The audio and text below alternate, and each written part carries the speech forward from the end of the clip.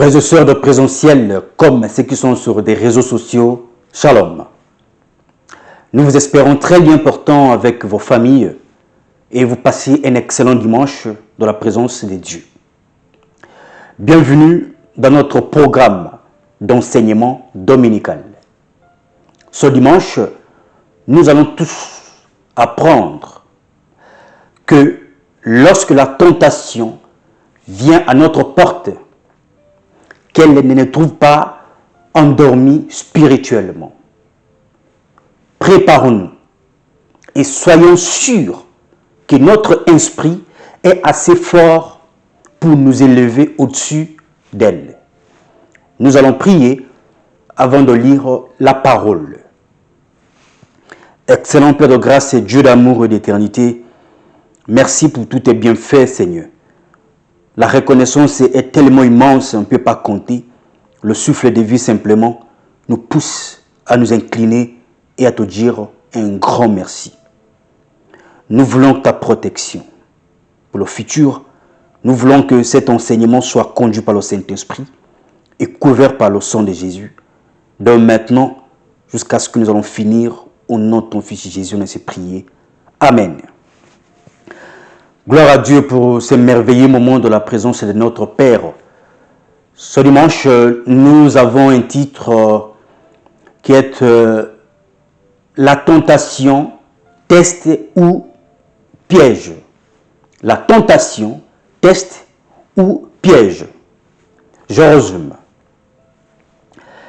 La tentation est inévitable, jamais provoquée par Dieu, mais par l'homme lui-même. Elle est personnelle et mène au péché. Lorsque elle se présente,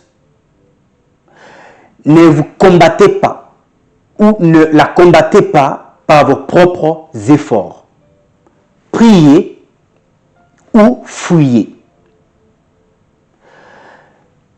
Ne passez pas à côté de votre vie pour un petit désir qui dure bien souvent qu'un instant, mais que vous allez regretter tout le reste du temps. Lisons la Bible. La Bible nous dit dans le livre de Jacques, chapitre 1, au verset 12 à 15.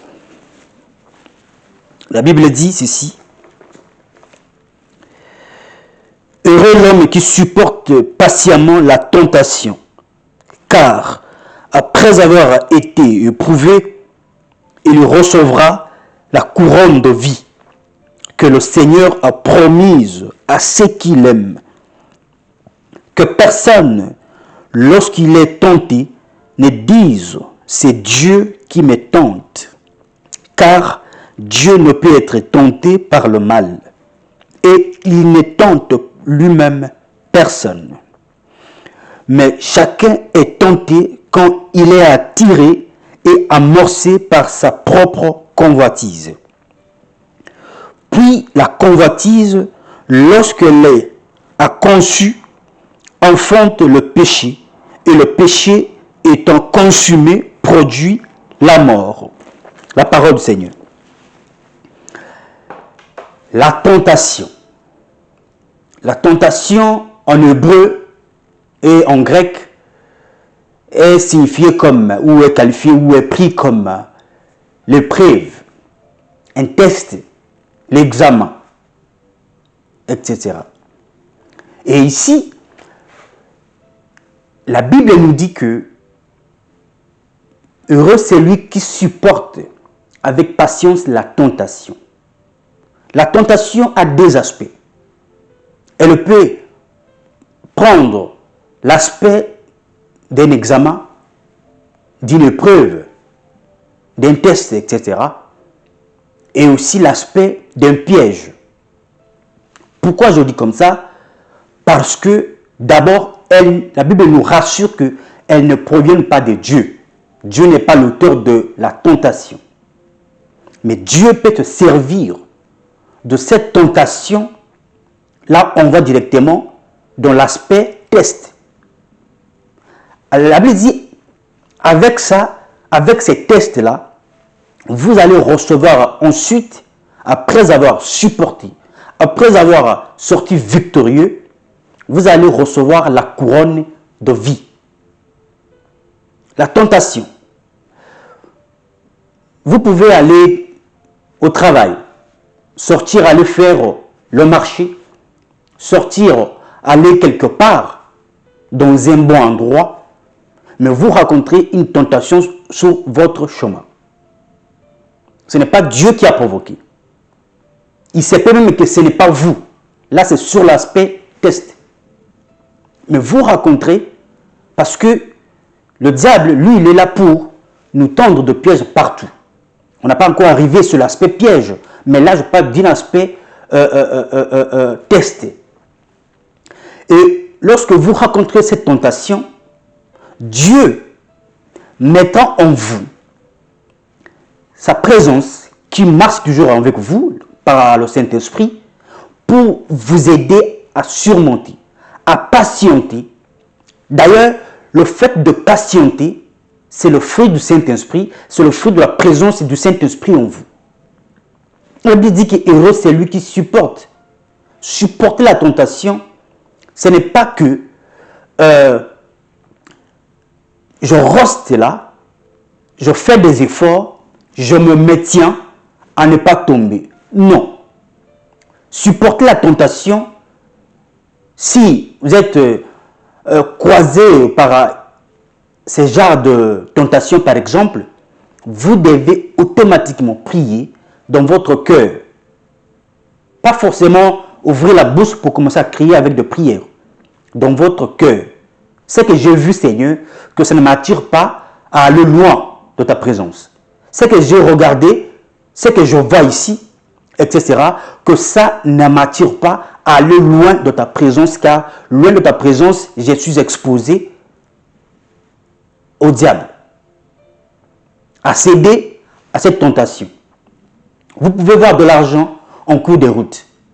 Vous avez carrément faim. Vous n'avez pas encore mangé, mais vous voyez de l'argent en route. Il y a un esprit négatif qui vous parlera que peut-être Dieu qui a mis ça devant vous à ce que vous puissiez prendre et acheter de quoi manger. Non. Dieu n'est pas dans des jeux au hasard. Dieu n'est pas dans des choses comme ça. Dieu peut faire ce qu'il veut faire. Mais attention, Dieu vous dit que si vous supportez cette tentation, vous allez recevoir après la couronne de la gloire qu'il a réservée à tous ceux qu'il aime. Lorsque vous avez en face d'une tentation, les anges vous voient, le ciel attend une réponse et un résultat positif de votre part. Dieu veut à ce qu'il puisse se glorifier derrière ce test qui est en face de vous. Bien que votre corps, votre chair, votre convoitise vous attire parfois à faire contrairement à ce que Dieu demande, mais c'est à vous maintenant de glorifier votre Dieu. Car dans chaque chose, dans cette tentation, il faut savoir que Dieu vous regarde, le diable aussi vous regarde. Le diable veut se glorifier, veut prendre de la gloire devant Dieu dans cette épreuve que vous êtes en face. Et attention, attention. Le petit Joseph en Égypte, il avait que 17 ans. 17 ans. Il a su dire non. Il a su échapper à tout ce qui lui était arrivé, proposer les avantages et autres par la femme de Potiphar. Alors, en face d'une tentation, vous êtes responsable du choix et de la décision que vous allez prendre. On ne vous a pas braqué l'arme pour accepter ces propositions négatives, sataniques, diaboliques, qui vous poussera à aller loin de Dieu. On ne vous a pas supplié ou imposé, bien que dans la Bible, bien entendu, comme le petit Joseph, il y a de personnes qui ont été suppliées pour accepter, qui ont été imposées, forcées même, mais ils n'ont pas pu accepter. Joseph a fui dehors. Et par la suite, Dieu lui a couronné. Il était devenu le premier ministre en Égypte. Tous nous connaissons son histoire. Mais maintenant, ce n'est pas son histoire que nous parlons. Nous parlons de la tentation, de l'épreuve. Alors, c'est pour dire que ce test-là est important pour nous. On peut avoir de besoins importants, urgences et autres, mais n'oublions jamais ceci, que si ce n'est pas le temps de Dieu, que si ce n'est pas la volonté de Dieu, ça peut devenir un piège. Et qu'on ne dise pas que c'est Dieu qui m'attendait, que c'est Dieu sait que j'avais faim ou je devrais ceci. Non, non, non, non, non, non, non, non. Attention, la Bible nous a bien précisé que Dieu lui-même ne tente personne. Dieu ne peut pas tendre de piège pour ses enfants. Non, c'est le diable. C'est le malin qui veut nous avoir. Et il y aura un jugement sérieux et sévère entre les mêmes personnes que vous, qui n'avaient pas fait comme vous, mais qui avaient les mêmes galères, les mêmes situations, les mêmes épreuves, les mêmes conditions de vie que vous. Ils avaient les mêmes conditions de vie que vous. Ils étaient parfois orphelins comme vous, orphelines comme vous, mais n'avaient pas cédé comme vous. Ne s'est pas livré à l'impudicité parce qu'elle était orpheline ou de père et de mère, non, comme vous. Alors, ne disez pas ou n'accusez pas Dieu pour dire que non, c'est Dieu. Lui-même connaissait ma situation. Je n'avais pas d'autre choix.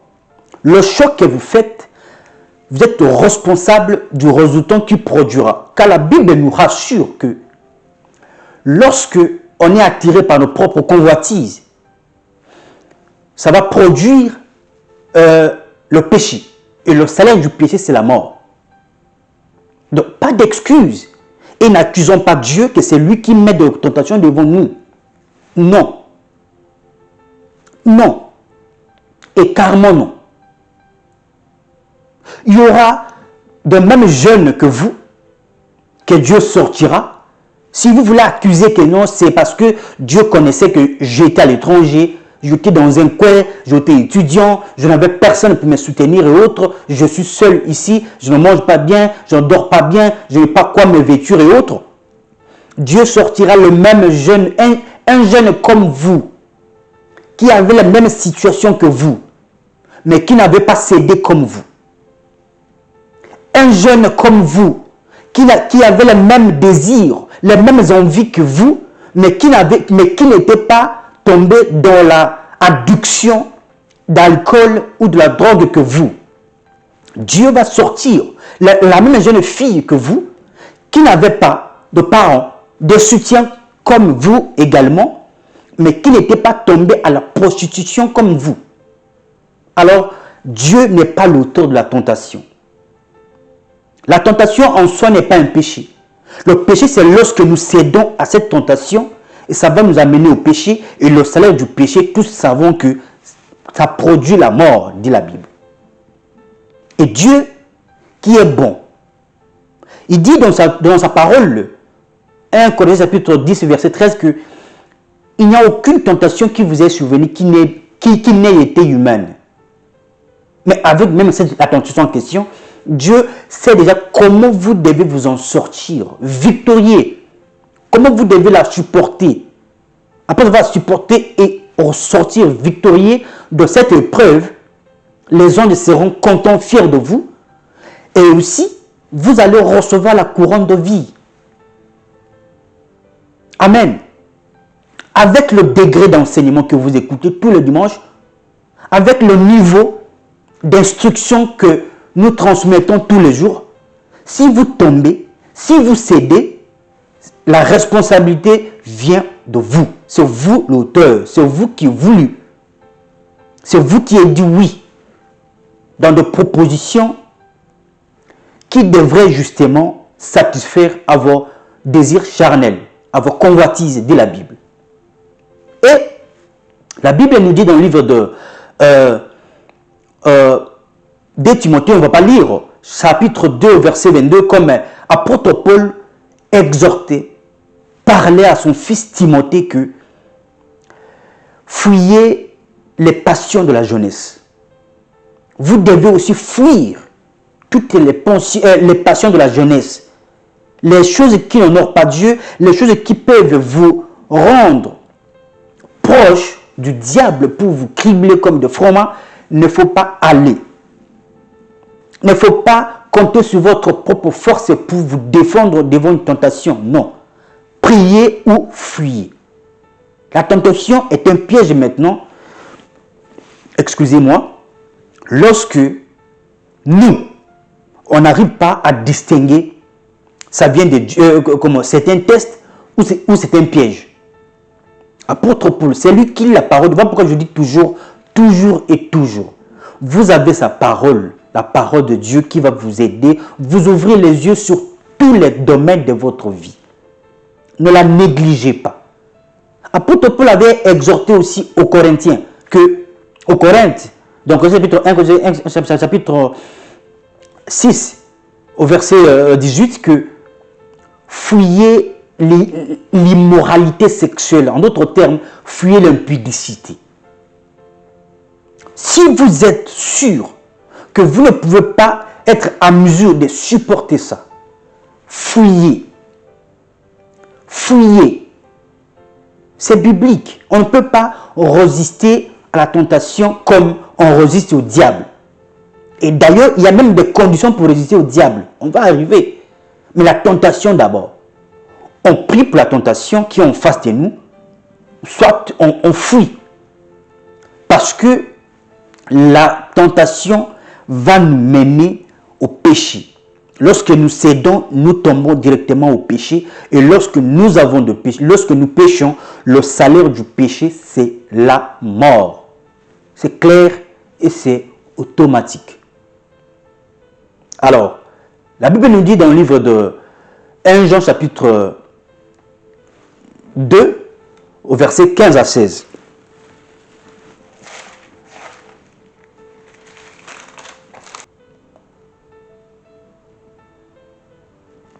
N'aimez point le monde, ni les choses qui sont dans le monde.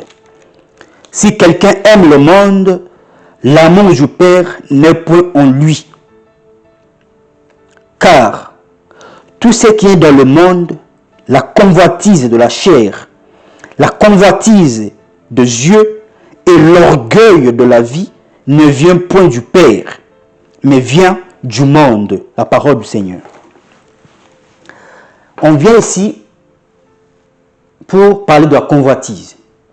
Lorsqu'on dit n'aimez pas le monde ou les choses du monde, il faut bien comprendre dans quel contexte la Bible parle. Car le fait d'enlever un texte dans son contexte, ça peut devenir un prétexte même pour la vie spirituelle. Alors, le contexte dont on parle du monde et les choses du monde, ce n'est pas que n'habitez pas dans des maisons qui sont construites dans le monde, ou ne marchez pas dans des métros qui sont dans le monde, non, ou n'utilisez pas le billet de banque qui sont trouvés dans le monde, non, il n'y a pas de billet de banque pour les chrétiens, ou il n'y a pas de billet de banque pour les païens. Donc tous, on les mélange, on utilise, etc. So, ici, on parle, la Bible dit que n'aimez point le monde et les choses du monde, et tout ce qui est, ça crée la convoitise de la chair. La convoitise de la chair, c'est avoir désir de manger. Manger, qui est un besoin naturel. Ça peut être un piège pour vous. Lorsque vous avez faim, et vous avez vraiment faim, attention. Ça peut être un test ou ça peut être un piège. Et pourtant, manger, c'est naturel. On doit manger pour être en forme. On doit manger pour être en bonne santé ou autre pour essayer de vivre. Bien que Jésus-Christ avait dit que l'homme ne verra pas seulement du pain, mais aussi de toute parole qui sort de la bouche de Dieu. Mais manger, c'est bien pour la vie. Mais la tentation, elle guette aussi. Comme avait guetté Jésus. Comme il était avec Jésus. Dans Luc chapitre 4. Où les 30 attentions, mais on ne va pas lire, c'est beaucoup. On va avoir un enseignement spécial pour ça. Alors je vais seulement prendre un peu de parti pour essayer d'avancer. La Bible nous dit dans Luc chapitre 4 Comme ça, on va expliquer ensemble au verset 3 jusqu'au verset 8, vite fait.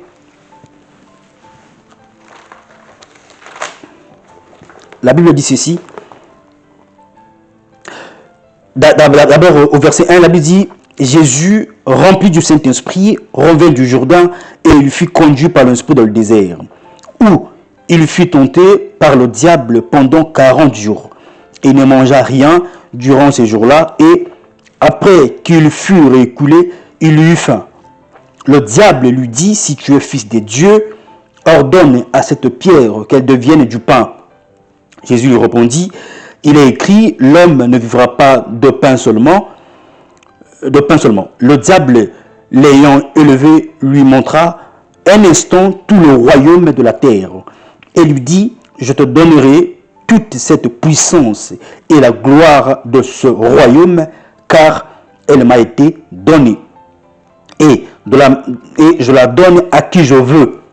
Si donc tu te prosternes devant moi, elle sera toute à toi. » Jésus lui répondit, il est écrit, tu adoreras le Seigneur, ton Dieu, et tu le serviras lui seul. La parole du Seigneur. On ne va pas aller trop loin, on va avoir un enseignement spécial pour ça, les 3 tentations de Jésus. Mais ici, on prend seulement les choses clés. Lorsque Jésus eut faim, après avoir passé dans des jeûnes de 40 jours, il eut faim. Avoir faim, c'est naturel, c'est normal. Mais le diable s'est approché de lui pour lui proposer des choses qui étaient anormales. Et la réponse de Jésus, pour faire fuir le diable, dit, il est aussi écrit. Il est aussi écrit. Alors, pour mieux comprendre, et deuxième tentation est que je te donnerai toute la puissance de ce royaume, la gloire, et tout ce qui se trouve à l'intérieur. Alors, revenons maintenant sur la convoitise de la chair. La convoitise de la chair, lorsque vous avez faim, le diable peut rôder pour vous tenter. Lorsque vous manquez de quoi vous vêtir, le diable est capable de venir pour vous tenter. Lorsque vous manquez de quoi, une bonne maison pour habiter ou autre, le diable est capable de venir pour vous tenter. Comme il a dit dans sa parole, toujours Jésus, dans Matthieu chapitre 6, au verset 30-32, on ne va pas lire, c'est beaucoup aussi, que qui d'entre vous, ne vous inquiétez pas pour le manger. Ce sont les païens qui recherchent d'abord ces choses. Il dit, imaginez les herbes du champ qui poussent aujourd'hui, après demain sera coupé et jeté au four, mais sont en bonne santé. Pourquoi pas vous? Donc, si vous n'êtes pas sage de répondre, si votre esprit n'est pas bien préparé pour vous élever au-dessus de la tentation, vous allez tomber. Si votre esprit, en d'autres termes, si vous ne mettez pas la parole de Dieu chaque fois, chaque jour, comme il est écrit, vous allez oublier, le Saint-Esprit ne va pas vous révéler ou vous rappeler que ce sont les païens qui recherchent d'abord ces choses. Car votre Père Céleste sait que vous avez besoin, vous devez manger, vous devez vous vêtir. Votre Père Céleste sait toutes ces choses. Et quand la convoitise de la chair habite réellement en vous, vous allez céder, sans pour autant vous rappeler à un seul instant que la Bible nous a prévenus. Et le Saint-Esprit ne peut pas agir parce que le Saint-Esprit et la parole de Dieu marchent toujours ensemble. L'Esprit de Dieu se sert toujours de la parole de Dieu que vous avez médité pour vous éveiller, vous réveiller, soit à prier pour effacer ces genres de pensées négatives en vous, soit que vous puissiez vous enfuir loin de cette présence obscure qui veut vous environner, etc. Amen. Alors, il va encore très loin. Il dit que je veux tout le royaume de ce monde. Là, c'est la convoitise des yeux. Tout ce que vous voyez, j'aime cette voiture, hein, j'aime devenir comme ça. Hein. J'aime comme l'autre est. Je veux devenir comme ça. Je veux. Tout le je veux là, le diable vous guette. Il peut vous proposer aussi. Et attention, Jésus avait répondu. Parce que le diable, au début, il ne vous dira pas que c'est le diable. Et c'est jamais écrit sur le front que c'est le diable. Non. La Bible va jusqu'à dire qu'il se déguise parfois à un ange de lumière. Parce que s'il vient comme ça, on va s'opposer, on va fuir, que c'est le diable. Mais il se déguise même. Alors, avec n'importe quelle proposition satanique, qui au début peut paraître normale. Normalement, vous devez voyager, normalement, vous devez manger, normalement, vous devez avoir ceci ou cela. Mais ça va aboutir à quoi? Il avait dit à Jésus que si donc tu te prosternes devant moi, prosterner devant lui, ça veut dire l'adorer. Et ça veut dire que le servir. Et ça veut dire que vivre comme le diable, comme il veut, Satan. Mais Jésus avait dit non. Tu adoreras. Il dit qu'il est écrit, tu adoreras ton Seigneur, ton Dieu, lui seul. Aujourd'hui, si on vous propose, si on vous présente l'élévation, vous allez laisser ou vous allez accepter. Si aujourd'hui on vous propose le voyage, vous allez accepter ou vous allez laisser. Sans pourtant réfléchir si ça vient d'où, si c'est un test, si c'est un piège. God's time is very beautiful. Il ne faut pas vous précipiter si ce n'est pas le temps de Dieu. Be patient. Please, patientez là où vous êtes. Dieu est tellement bon. Dieu est tellement juste qu'il ne peut pas vous oublier. Dieu ne peut pas vous oublier. N'allez pas presser, vous allez tomber dans le piège du diable. N'allez pas presser, vous allez tomber dans le piège que ce monsieur a bien préparé pour vous. Parce que le diable, s'il est près de vous, il va vous faire croire qu'il est loin de vous. S'il est loin de vous, il vous fera croire qu'il est proche de vous. Juste pour vous embrouiller. Avec des convoitises de la chair, des yeux et l'orgueil de la vie. Le diable, s'il est à côté de vous, il vous fera croire qu'il n'est pas à côté de vous. Le diable, si il vous a tendu un piège, si le diable vous a tendu un piège, il va vous faire croire que ce n'est pas un piège. Mais justement, c'est normal pour vous, vous méritez ça. Vous avez droit aussi à la vie. Vous devez faire ceci.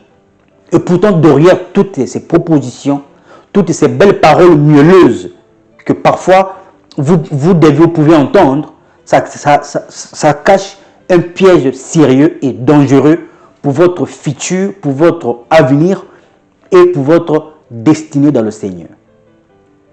Alors, qui nous tente? Alors, qui se cache derrière la tentation?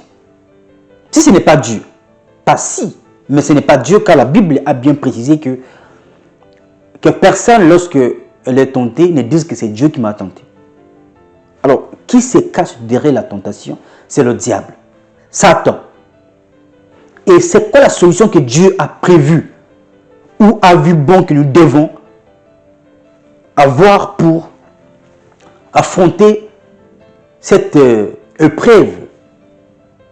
C'est simple et c'est clair. Jacques chapitre 4, verset 7.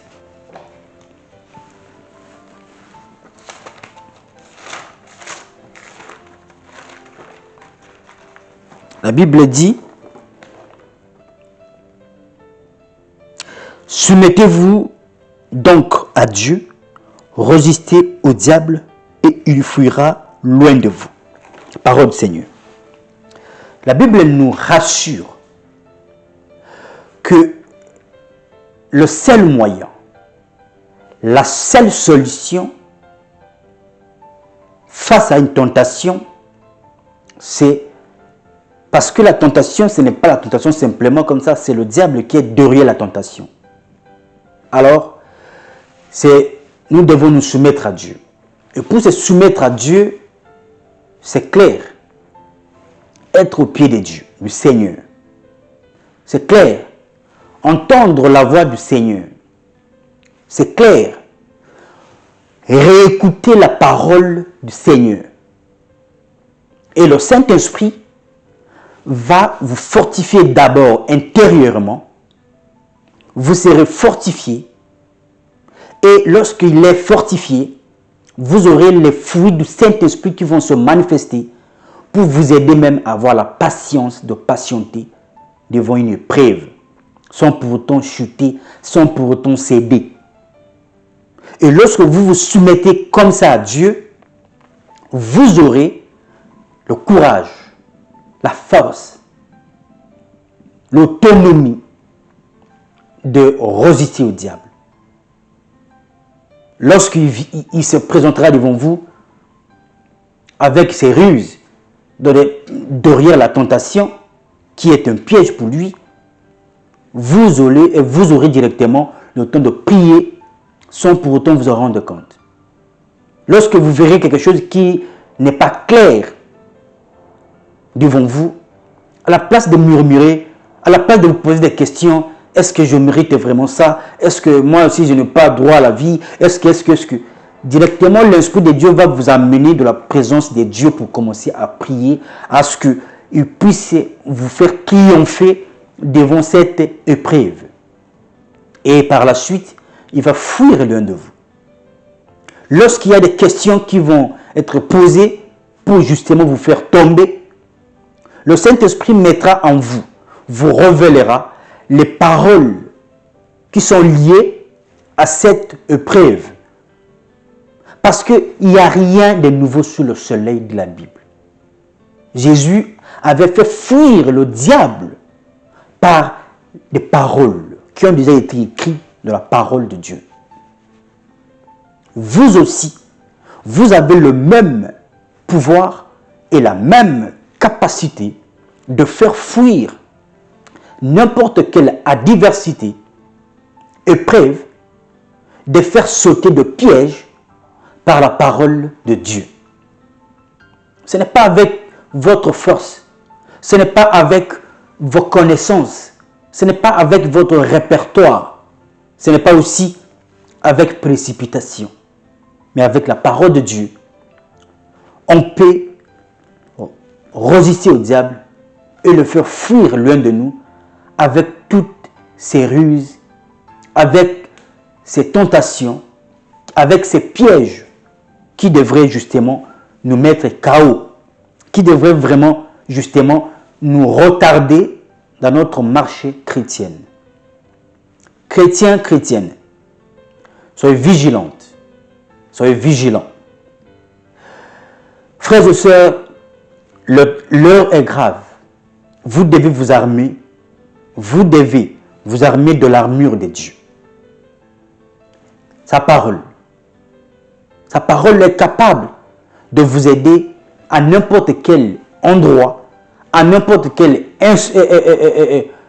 situation compliquée ou n'est pas compliquée que vous pouvez rencontrer. Car il est dit dans sa parole que même si, je me retrouve dans une vallée de l'ombre de la mort, je ne crains aucun mal.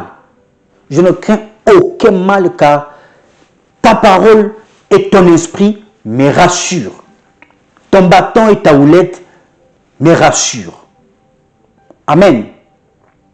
Nous sommes très heureux que vous puissiez recevoir cet enseignement avec un cœur pur, que ça travaille en vous, que ça vous aide à ne pas tomber en cette fin d'année dans n'importe quelle proposition satanique, dans n'importe quel test ou dans n'importe quel piège que le diable peut tendre devant vous en cette fin d'année. Et n'oubliez pas aussi une chose, frères et sœurs. Si c'est un test, si c'est devant une tentation, rassurez-vous que derrière la tentation, vous aurez une couronne de la gloire. Une couronne de vie. que Dieu a réservé pour tous ceux qui supporteront ces genres de tentations.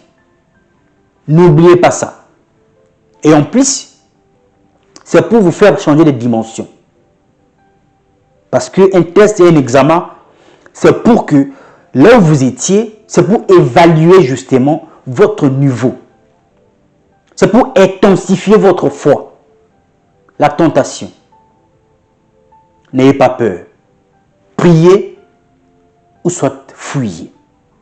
Et si vous cédez quand même, et si vous tombez quand même, priez, répentez-vous et ne recommencez plus. Que Dieu vous bénisse abondamment et on se retrouve le dimanche prochain pour la suite de notre numéro. Votre frère, pasteur Racheté.